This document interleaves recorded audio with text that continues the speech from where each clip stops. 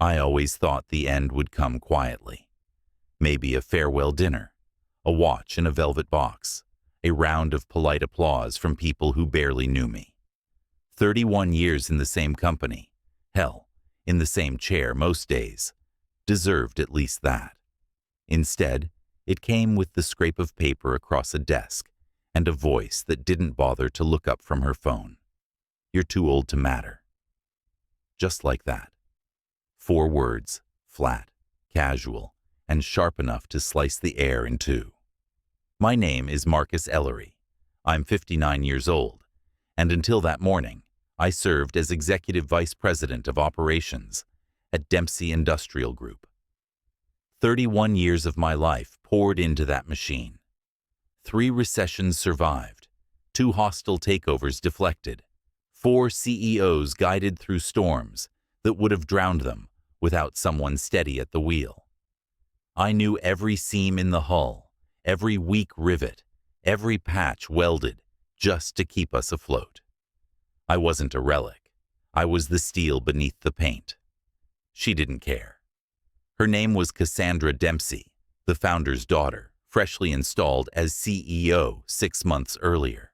Ivy League credentials, glossy magazine interviews, investors dazzled by her youth and her teeth.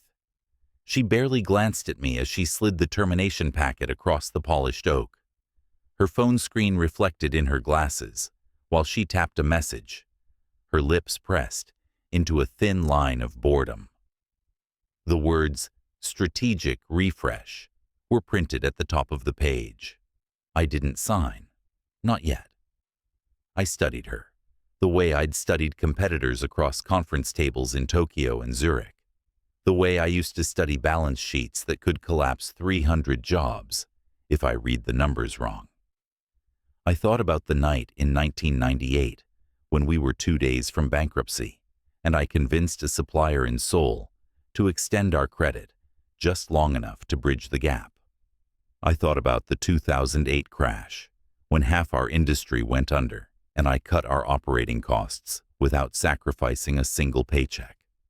I thought about the countless times I walked into this very room, carrying the weight of survival on my back, and the men across the desk leaned forward because they knew I had answers. Now she sat where her father once sat, and she couldn't even raise her eyes long enough to see me as human. Anger would have been easy, rage too, but I'd learned a long time ago that silence was heavier than shouting. So I smiled, though the muscles in my jaw felt carved from stone, and I slid the papers back toward her. "I'll need a moment to review," I said. She waved her hand like she was brushing lint from her sleeve. "Of course. HR will finalize it. We're moving in a different direction, Marcus. Fresh energy, modern thinking. You understand." I understood more than she thought. She saw me as a fossil, something that had to be chipped away so she could carve her own statue. But she didn't realize the statue was standing on a foundation I'd poured. She didn't know about the suppliers who still called me before they called anyone else. She didn't know the regulators who trusted me, or the bankers who picked up my number at midnight. She didn't know about the strings I could pull without ever touching a boardroom door. The humiliation burned in my chest, but beneath it was something colder, sharper. Calculation. I stood, buttoned my jacket, and extended my hand. She finally looked up, startled by the gesture, then slowly reached across the desk. Her handshake was firm but careless, like someone posing for a photo. I held her eyes just long enough to let her wonder what I was thinking. "I wish you luck," I said. And I meant it, because luck was the only thing that could save her now. I walked out of that office the way I'd walked out of countless meetings before, calm, measured, unreadable. But as the glass doors closed behind me and the elevator hummed its descent, I wasn't thinking about the end of a career. I was thinking about beginnings. 31 years inside Dempsey Industrial had taught me that survival wasn't about titles or corner offices. It was about leverage. I had built mine slowly, carefully, piece by piece, until it stretched unseen through every artery of that company. She thought a signature on paper could cut me out. She thought she'd written me out of the story. What she didn't realize was I'd been the one holding the pen. They thought I disappeared. One day I was Marcus Ellery, Executive Vice President of Operations at Dempsey Industrial Group, the man who kept the gears from grinding themselves into dust. The next, I was gone, pushed into silence with a neat little memo and a whisper about retirement. To the outside world, I was a relic cast off the ship, and I let them believe it. That's what made the next part possible. I had spent 3 decades weaving myself into the company's veins. Every supply chain contract passed under my eyes before ink touched paper. I knew which shipping yards stalled when grease money didn't change hands, and which customs officers owed me favors from 20 years back. I was the reason our parts moved through ports faster than competitors. They called it luck. It was me. Our IT infrastructure. The board thought it belonged to consultants from Chicago. What they didn't know was that the consultants had worked off a framework I'd built line by line, buried backdoors in every firewall and server. Not to sabotage, just to understand. If the company was an empire, I was the one who knew where every hidden door and passageway ran. Cassandra, with her glossy degrees and her staged photos in business journals, didn't see any of it. She was too busy renaming divisions and hiring branding agencies to change the company colors. Fresh energy, she called it. The kind of energy that costs millions and produces nothing but glossy brochures. The old guard in accounting called me within weeks, their voices hushed over burner phones. She just authorized a buyout of a logistics firm no one's ever heard of. Triple market value. A pause. Marcus, the numbers don't add up. I listened. I didn't advise. Not yet. I collected. Panic tastes the same in every voice, tight, breathless, hurried, and I heard it spreading through the company like smoke under doors. Middle managers I'd mentored years ago started calling me at odd hours. They whispered about layoffs done in clusters, whole departments dissolved overnight. She said it was modernization, but she gutted our R&D team, the same one that carried us through the last downturn. She brought in consultants who spoke in buzzwords no one understood, men who thought a supply chain was just a string of bullet points on a slide deck. On the surface, I played the role of the discarded man. I spent afternoons in coffee shops, let people see me sitting alone with a newspaper, the picture of irrelevance. But in the evenings, my phone buzzed with reports, documents, whispers. I knew when a shipment was late before it left port. I knew when a vendor was stiffed on payment before they even placed the collection call. Every knot tightening around her neck, I saw it first. She thought she was reshaping the company into her image. What she didn't realize was that the company wasn't clay. It was steel, and steel doesn't bend for amateurs. Weeks turned to months, and her moves became more desperate.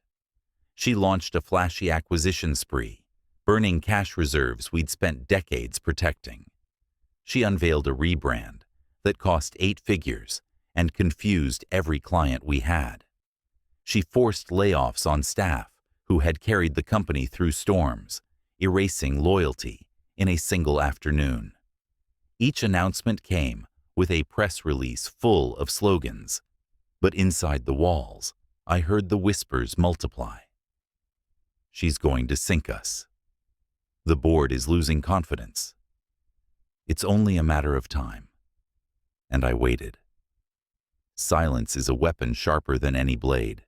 You don't need to strike when your enemy is cutting themselves open. You just have to know where to watch. I let her speak at conferences, flashing her smile, promising growth. I knew the numbers didn't back her.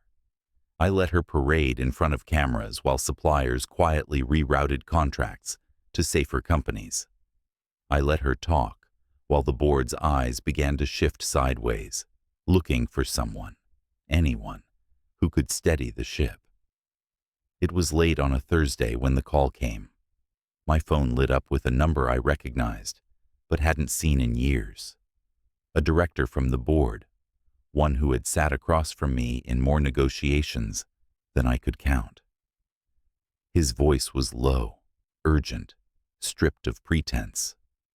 "Marcus, the board is panicking. They don't know what's coming." I leaned back in my chair, staring at the shadows on my ceiling. I didn't smile. I didn't curse. I just listened to the silence after his words. I didn't need to destroy the company. She was already doing it. I just had to decide when to let the collapse breathe. Fear is a currency. Spend it too fast, and you're broke. Let it accumulate in silence, and it compounds with interest until it owns the room. I had no intention of striking quickly. That's what amateurs do. Cassandra was already doing half the work for me. All I had to do was give the right whispers to the right ears and step back while the pressure built. I started with the auditors. A stray line in a quarterly report, one that hinted at inconsistencies in how the new acquisitions were valued. I didn't accuse anyone. I didn't sign my name. I just left enough of a trail for an eager junior associate to follow, the kind who still believed in red flags and glory. Within weeks, the board had a summary packet on their desks, questioning why we had paid triple market value for companies with no tangible assets. Cassandra called it strategic disruption. The auditors called it financial exposure. That's all it took for the first cracks to appear. Next came the regulators. I'd spent years cultivating relationships with men and women who monitored freight, labor, and environmental compliance. I didn't hand them evidence.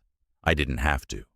I simply mentioned in a late-night call that our safety inspections seemed to be lagging under the new leadership. It was enough to get 2 site visits scheduled back-to-back. Nothing crippling, not yet, but just enough to rattle middle management and clog the executive calendar. Cassandra brushed it off in front of the cameras, but I knew better. You can't bluff regulators. They don't play poker. The boardroom whispers traveled faster than I expected. By the time I sat down with an old ally from finance, the stories were already multiplying on their own. That's the beauty of controlled leaks. You don't need to feed every rumor. Once the seed is planted, fear waters itself. Revenues dipped. Clients grew cautious. Key staff defected to competitors, taking their institutional knowledge with them. Cassandra's confident veneer began to fray, the edges showing when she barked at assistants or stumbled through quarterly calls. I watched it unfold from a distance, never revealing myself. The trick was to look inactive, like a man in exile who had nothing left to give. I knew the temptation to strike, to step in and take credit, but I bit it back. Every time I felt the urge, I reminded myself of the art of patience. You don't grab a drowning man by the throat. You wait until he's weak enough to let the tide pull him under. I saw the signs of her unraveling before anyone else. The lights in her office burning past midnight. The frantic calls to consultants who didn't return her messages. The sharp notes she sent to department heads that leaked back to me through loyal hands. She wasn't sleeping. She wasn't thinking clearly. She was chasing every problem at once, convinced she could outrun collapse by sheer force of will. But desperation leaves footprints, and hers were all over the carpet. It reminded me of my first night in the company, decades earlier. The founder, her father, shook my hand in a dim office lined with file cabinets and stacks of unpaid invoices. We were 2 days from shutting down back then. No cash, no hope. He leaned across the desk, his grip like iron, and said, Keep the company breathing, no matter what. Don't let it die, not while you're here. That oath carved itself into me. It wasn't about loyalty to a man or even a paycheck. It was about the weight of responsibility, about keeping the heart beating when everyone else panicked. I had kept that promise for 31 years. Cassandra thought she could sever it with one meeting and a pen. She was wrong. Her moves grew louder, flashier, more erratic. She doubled down on acquisitions that drained reserves, announced partnerships that never materialized, promised results that the numbers couldn't justify. The boardrooms grew tense, the directors shifting in their chairs while she spoke in circles. They didn't trust her, not anymore, but fear made them hesitate. That's the dangerous part of collapse, not the fall itself, but the paralysis before it. I stayed in the shadows, watching, waiting, listening. Every time the opportunity to intervene presented itself, I pulled back. I wasn't ready, not yet. The board needed to feel the floor drop beneath them before they would reach for me. Until then, I let Cassandra twist. I let the silence build. It was a Tuesday evening when the call finally came. A terse voice from a director, strained with the weight of panic. "Marcus, the board has called an emergency meeting. We can't keep covering for her." I set the phone down on the table and stared at the empty room around me. For months I had waited, a ghost in the walls, nudging here, pulling there, never stepping into the light. Now the moment I had been pacing toward had arrived. I whispered to myself, steady and low, the words tasting like iron in my mouth. Time to step back into the room. The boardroom smelled of fear. It wasn't sharp or obvious, not the kind you catch in a battlefield or a back alley.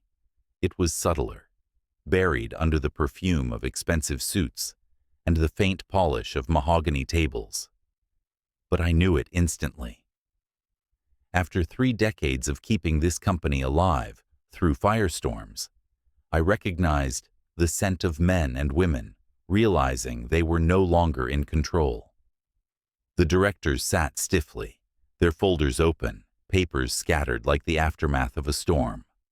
At the head of the table, Cassandra clutched her notes, voice tight with strain, trying to mask the cracks that had been widening for months.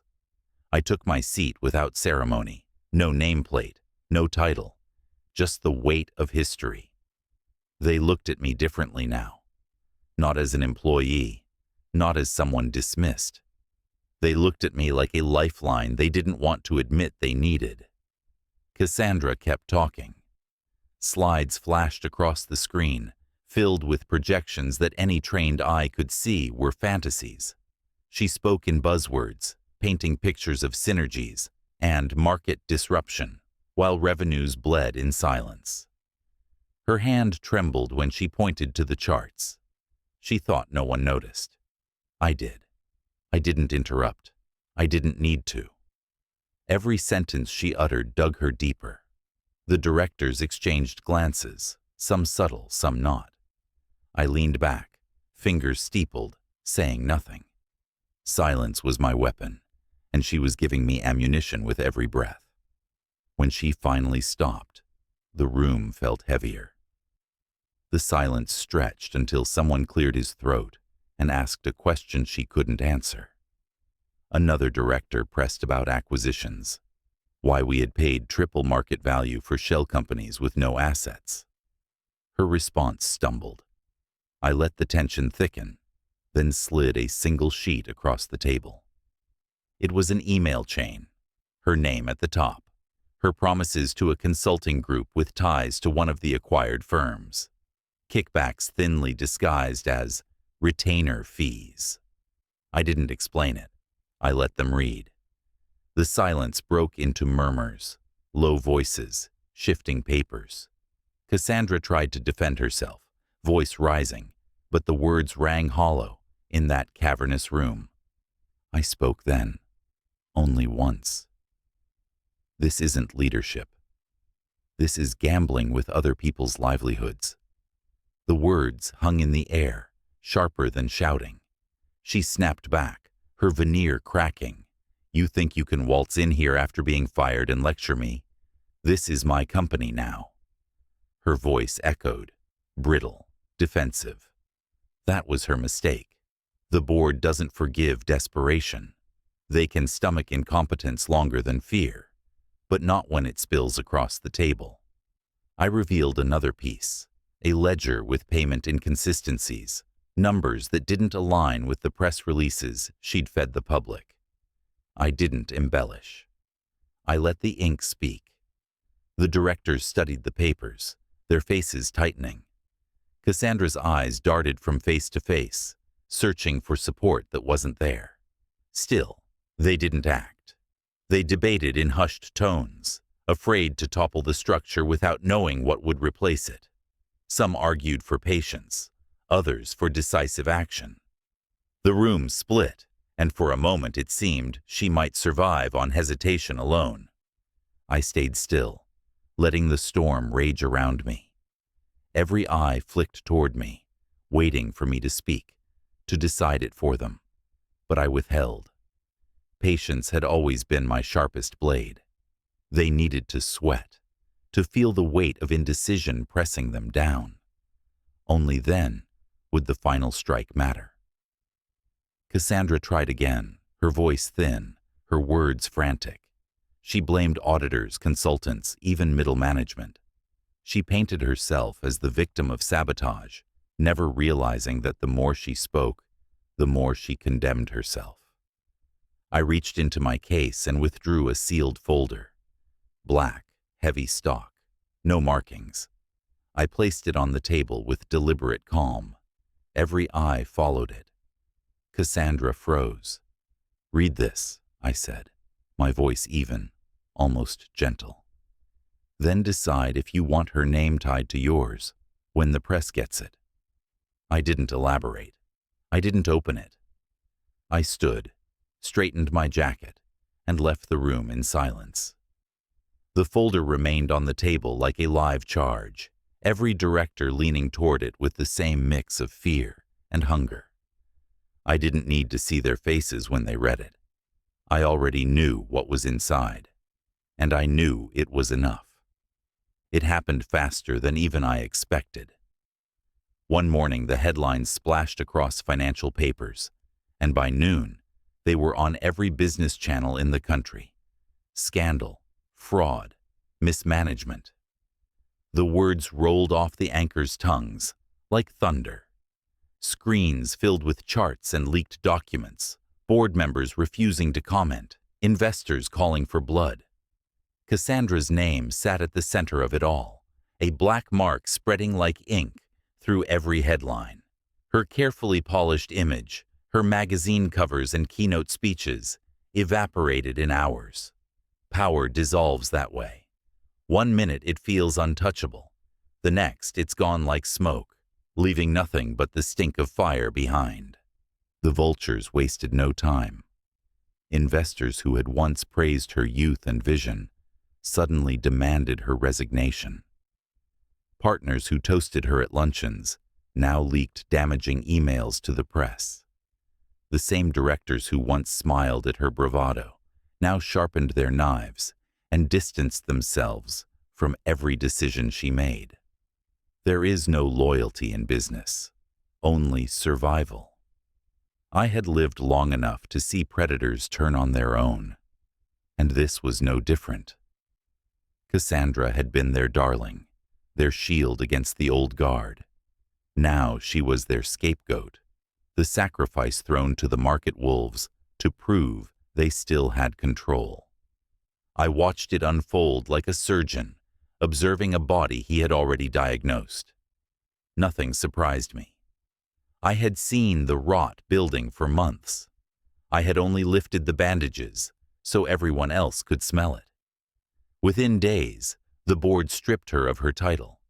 Her office emptied before the locks were even changed. Executives who once scrambled to carry her binders now avoided eye contact in elevators. Her name once spoken with deference, now carried in whispers, each one laced with disdain. She tried to fight back. Press conferences filled with denials, lawyers waving papers, claims of conspiracies. But the evidence was a tide too strong to stand against. Numbers don't lie, and neither do emails written in your own hand. Every move she made to defend herself only pulled her deeper. She went from bold leader to desperate defendant in less than a week. Reputation obliterated, future erased. The first call came late at night. I let it ring. The second followed the next morning, her voice filling my voicemail, pleading, angry, demanding. She wanted explanations. She wanted sympathy. She wanted someone to blame. I gave her nothing. On the third day, I finally answered. Her voice cracked through the line, brittle and raw. You think this is justice? You think you won? You ruined me, Marcus. You ruined everything. I didn't shout. I didn't argue. I simply spoke the truth in the calmest tone I could muster. I kept this company breathing for 31 years. You smothered it in less than 3. That's your legacy, not mine. I hung up before she could respond. Final. Absolute. That was the last time I ever heard her voice. The company stabilized under emergency leadership. Revenues steadied, clients regained confidence, and the panic began to fade. The board extended an invitation, subtle and quiet, to return as a consultant. They wanted the steady hand back at the wheel, the ghost who had always known where the levers were. I declined. I had done my part. My oath was to keep the company breathing, not to chain myself forever to its bedpost. So I walked away. The sun hit differently that morning as I stepped outside. No longer an executive, no longer a strategist in the shadows. Just a man who had carried a promise longer than most men hold their breath. I didn't need the title, the office, or the applause. I had seen what happens to those who mistake the trappings of power for permanence. Betrayal isn't new. It's as old as fire. Sons betray fathers. Students betray mentors. Leaders betray the very people who carried them to the throne. And every time, the story ends the same way. With silence, with ashes, with someone walking away into the night. This was just my turn in the cycle. Tomorrow it will be someone else's. The names change, the faces change, but the pattern never does. I left the city behind me that evening, the skyline receding in the rearview mirror, its towers lit like candles in a wind about to blow them out. I didn't look back. Some stories aren't meant to be retold within the same walls. Some are meant to be carried forward, to remind us that even the strongest empires can fall, and that the quiet man in the corner may be the one holding the final card. And so I disappeared, just as I had promised myself I would. Not into retirement, not into exile, into the silence where all betrayals eventually echo, and where every story, mine, yours, theirs, finds its end.